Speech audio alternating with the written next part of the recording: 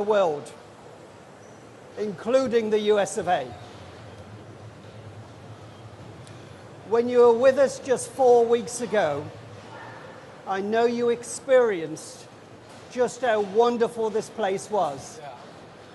It has wonderful people, and it produces wonderful luxury products.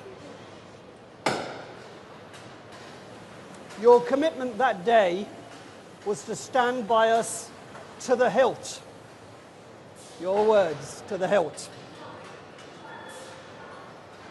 And I'm delighted to be able to signal today that those words have been turned into a tariff deal with North America, with the US of A, which is significantly goes towards what we need as a company. It creates the certainty that we need to continue to invest going forward. Not only for JLR, but actually for the whole automotive industry in the UK. In the last hour, I've witnessed your discussion with President Trump, where you finalized that deal. On behalf of 45,000 people in this company, 250,000 jobs we support in this country, thank you. I'd like to personally thank your team also, who I know have worked tirelessly to get this done over the last several weeks. We look forward to the continued work we can do together. This is not job done for the UK, but this is significant progress, and we thank you so much for that. On behalf of our wonderful people, our great British brands, the UK automotive industry, and this wonderful nation, I'm delighted to welcome you to say a few words. Thank you. Well done to you. Thank you, Adrian, and thank you to all of you. It was fantastic to be with you what was just a few weeks ago, and really fantastic to come back. Just a few moments ago, I spoke to President Trump, the President of the United States, and I'm really pleased to announce to you, and I wanted to come to you to announce that we've agreed the basis of a historic economic prosperity deal. And that is a deal that will protect British businesses and save thousands of jobs in Britain. Really important, skilled, well-paid jobs. It will remove tariffs on British steel and aluminium, reducing them to zero. It will provide vital assurances for our life sciences sector, so important to our economy, and grant unprecedented market access for British farmers without compromising our high standards. And for the great British cars that you make here, that we see all around us, this deal means that the US tariffs will now be cut from 27.5% down to 10% for 100,000 vehicles every year. That's a huge and important reduction. And I know from when I was last here how much that will have been weighing on your minds when you knew the size of the tariff that would otherwise be in place. And to get that decrease was hugely important to me. And I can tell you, my teams were working really hard on this deal night and day for weeks. I was working with them. And in politics, what matters sometimes is who you have in your mind's eye when you're making these deals. Who do you have in your mind's eye when you're taking decisions? And what I took away from here last time was you and the brilliant work that you do, and had you in my mind's eye as we did that. And we've got scope now to increase that quota as we go forward. So this is not fixed. This is where we've got to. And all of these tariff cuts will come into place as soon as possible. And that's really important as well in relation to the work that you're doing and the brilliant cars that you make. And as Adrian has said, I was here with you just, as I say, a few weeks ago, and I promised you that I would deliver in the national interest. And today I'm really pleased to come back here to be able to look you in the eye and to say I've delivered on the promise I made to you. And that's why as soon as I knew this deal was coming in today, I said I want to come back to JLR to talk to the workforce there for whom this means so much. Now, of course, we are the first country to secure such a deal with the United States. And in an era of global insecurity and instability, that is so important. The great challenge of our age is to secure and to renew Britain. And that is what we're going to do. Acting in the national interest, shaping this new era, not being shaped by it. If it's not good for Britain, we won't do it. If it doesn't mean more money in people's pockets, we won't do it. If it doesn't mean security and renewal in every part of the country, we won't do it. But that doesn't mean we're turning inward.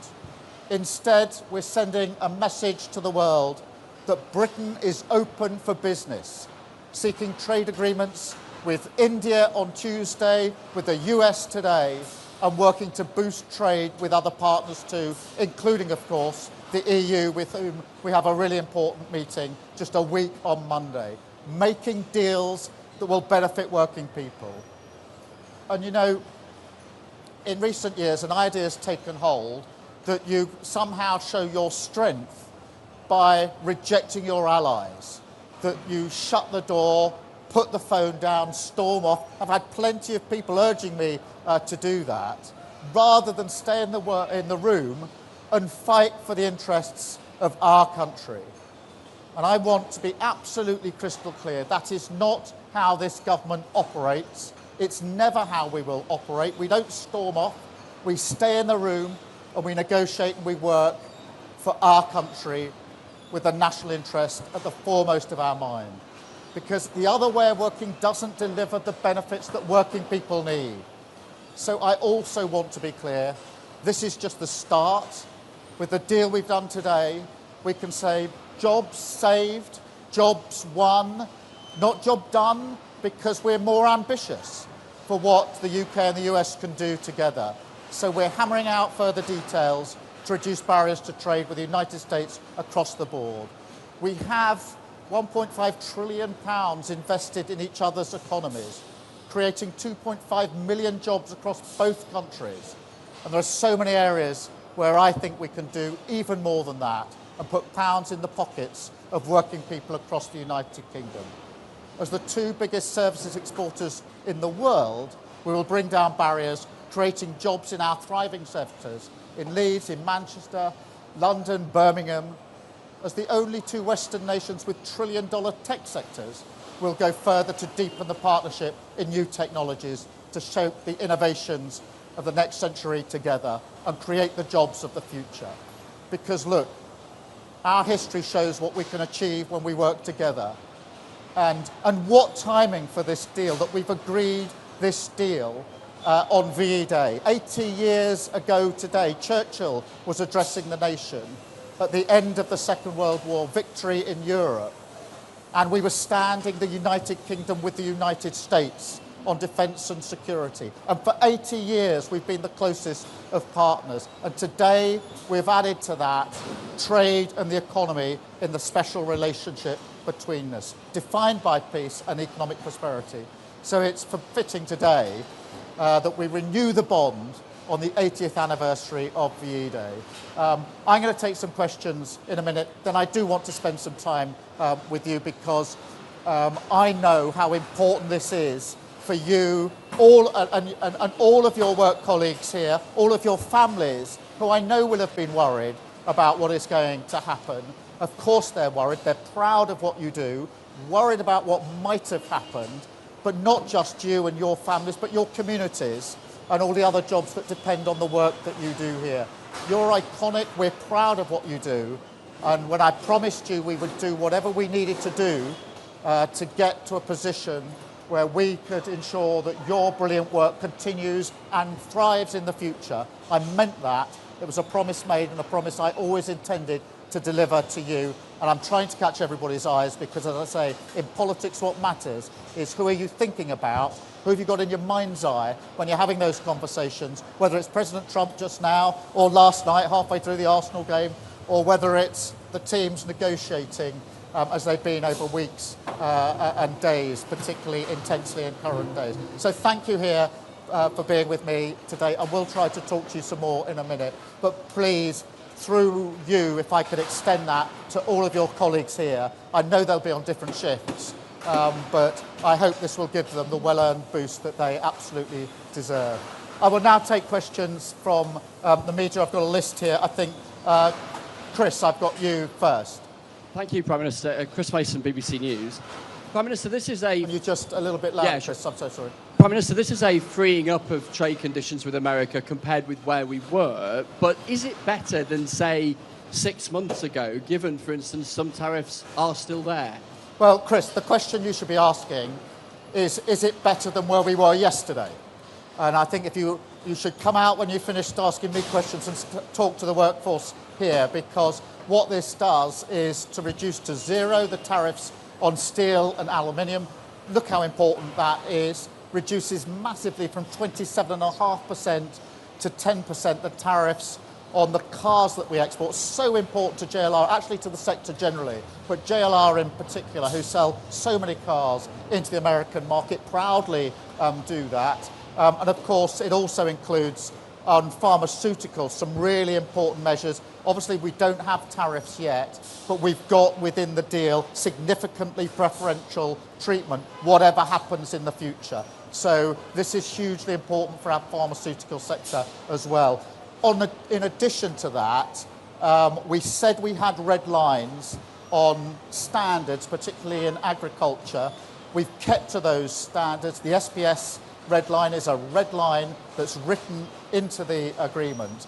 And so I think if you put that package together, you can see that it's a significant step in the right direction for our country and our national interest, and for the very many thousands of jobs that will now be protected, saved and enhanced by the fact that we've done this deal. And I'm really proud we have. And I know people along the way were urging me to walk away, to descend in a different kind of relationship. We didn't. We did the hard yards. We stayed in the room. And I'm really pleased to say to the workforce here and through them to the country how important I think this deal is. Thank you, Chris. Robert, I'm coming to you next. Prime Minister, all the polling shows that the British people think an improved trade deal with the European Union is more important than a US trade deal. The British people are right, aren't they? Well, Robert, you're already minutes after this deal with the US still pushing me back to shouldn't we choose between the US and the EU? No is the answer to that question. I genuinely believe that we can have a good relationship and agreement with the US and a good relationship and a good agreement with the EU. That's why the red lines have been really important in the way that we've negotiated this. But look what we've shown this week, that through patience, through pragmatism, through not doing politics as performance, but doing politics as the serious art of negotiation. We got a deal 48 hours ago in India, which of course also deals with car manufacturing, by the way, so there's discussion to be had there. We've got the deal now with the US. We go on Monday week to the EU-UK summit, but I've always said that the strength of the UK is being able to deal both with the US and the EU on security and defence and on trade and the economy. And that's the basis on which we've moved forward. And I think the workforce here would say to you in very loud terms, thank goodness you didn't take the advice of others to walk away from the negotiations with the US, because it would be they that would pay the price if we had done that, and I wasn't prepared to let that happen. Thank you, Robert. Beth, Sky News. Thank you, Prime Minister. Beth Rigby, Sky News. Back in February, when you did a press conference with Donald Trump in the White House, he said, we could end up with a real trade deal where tariffs wouldn't be necessary. We'll see. Those were Donald Trump's words. And you've come out, and yes, you have a concession on cars. You have a flat tariff still of 10%. Are you disappointed with that? Is this just the start? And to those voters last week in the local elections that gave you the worst ever vote share you've had in a set of elections as a Labour Party, what's your message to them? Thank you. Well, my message to them is that we absolutely get the message that they sent last Thursday. We will remain focused as ever on the national interest, and I have them in mind, I have the workforce here in mind when we make the decisions that we make. I don't make them for my sake, I make them on behalf of working people across this country. And in relation to this deal, yes, we would like to go further in relation to tariffs, but I think it's really important that we've been able to get this deal over the line now, because in that way we've been able to protect and save and enhance jobs right here, right now. And that reduction from 27.5% down to 10% makes a huge difference to firms like JLR and the decisions they have to make about the future, decisions that I want them to make about the future. Steel and aluminium obviously been in the news hugely in recent weeks. To get that down to 0% as well is hugely important. Pharmaceuticals is one of the most important sectors in our economy, and therefore there's nothing to get down at the moment because there isn't a tariff, but if there should be, to already have got into a position of significantly preferential outcomes will, I know, be a welcome relief to them. So I measure this by the reactions of those that are most affected by the tariffs, which is the workforce here, it's those in pharmaceuticals, those that are working in steel and aluminium. But look, there's a huge ambition here. There's a lot in the deal about tech. We are two of the leading economies on tech. There's a huge amount we can do on tech as well. So we want to go further. We want to go further in those areas and on tariffs, keeping our red lines absolutely in place on SBS and on food standards and agricultural standards, because that matters so much to us here in Britain. Thank you, Beth. Paul. Hi there, Paul McElroy, Channel 4 News. Afternoon, Prime Minister. Look, business needs certainty. President Trump is no stranger to changing his mind on a whim. What assurances can you give business, give the workers here, that despite what you've agreed today, we're not all going to wake up to a post tomorrow that effectively rips all that up? Well, we've been negotiating this text for a long time. I had discussions with Donald Trump along the way, including discussions last night. We're clearly in agreement. There is a written text. This is reduced to writing. That text will be available. So this is an agreement that is absolutely clear. We've worked well together. We respect each other, the President and I, and we trust each other and have trusted each other through this process. Each of us mandating our negotiating teams to get the best deal for our respective countries. Both teams have fought hard in tough negotiations, and we've arrived at an agreement that I went through with the President last night, and we've just agreed moments ago here at JLR. So clear agreement in terms, and these tariff reductions to come in very short order, making a material difference to the lives of very many people across the country. Thank you very much. I've got Noah. Noah from The Sun. Hi, Prime Minister. I was wondering if you could please spell out for us what your strategy is going to be to get those 10% tariffs down to 0%. I know you're talking a lot about today being jobs saved, not a job done, but a lot of people will be thinking 10% still isn't good enough. We're worse off than a year ago. How are you going to approach negotiations going forward, and how long will it take till we get to 0%? I will approach the negotiations in the same way I've approached the negotiations with India and with President Trump to get to today's deal. With India, I met Prime Minister Modi at the G20 in Brazil. We agreed that we would get our teams to work together at pace in a courteous, respectful, business-like way. With President Trump, we've operated in the same way. not walking out the room, not slamming doors, but staying in the room negotiating. The same with the EU, respectfully negotiating in relation to the summit that we'll have a week on Monday. So we'll do it in exactly the same way. But please do not underestimate the significance of the tariff reductions today, because these are measured in thousands of good, well-paid jobs across the country. And that really matters. That's at the heart of everything that I believe in.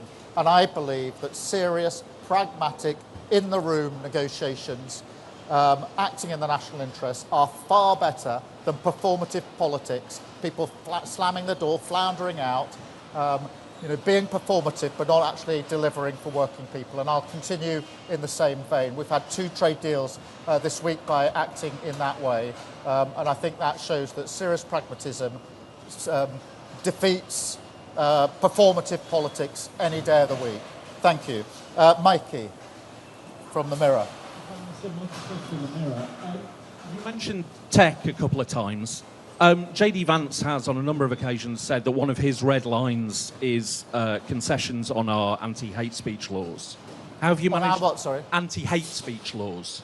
How have you managed to talk him round on that? And very quickly, if I may, I think you'll admit that this wasn't what you were expecting to do today.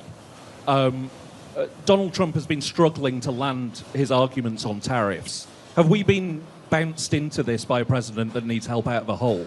Well, look, I mean, in terms of free speech, I've been really clear throughout.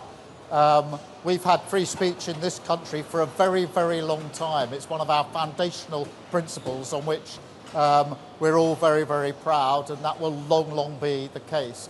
There's nothing in this deal that impinges on that in any way whatsoever. In relation to the timing of this, no, not at all. Our teams have been hard at work for weeks on end. I've wanted to get a deal over the line. I make no, I'm not ashamed of that. I wanted, because I knew how important it was, particularly for JLR, that we got a deal, that we got it over the line, and we got it over the line in a timely manner. The last thing I wanted to do was deliver a deal that didn't come in time for those that desperately need it. So, no, I didn't know the exact day. I wouldn't have been having my phone call with President Trump halfway through the second half of the Arsenal PSG game had I planned it better. But that's the way it turned out.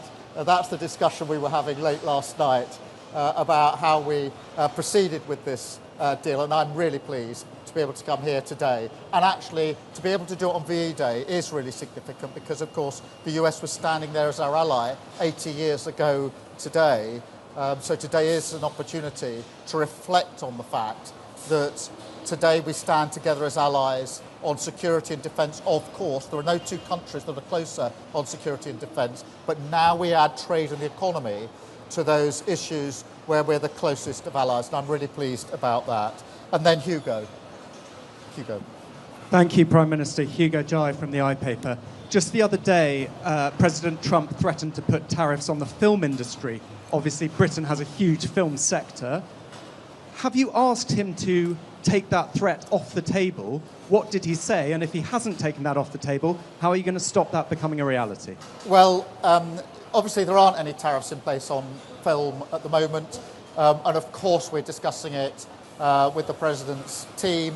We'll take the same approach as we've taken on other issues, whether it's tariffs imposed, which we've been able to reduce, or potential tariffs in areas like pharmaceuticals or film. We'll take the same approach because for me what matters is acting in the national interest and making sure that everything that we do is good for working people in this country. And whether it's steel and aluminium, whether it's car building, whether it's pharmaceuticals or film, we are brilliant at these things.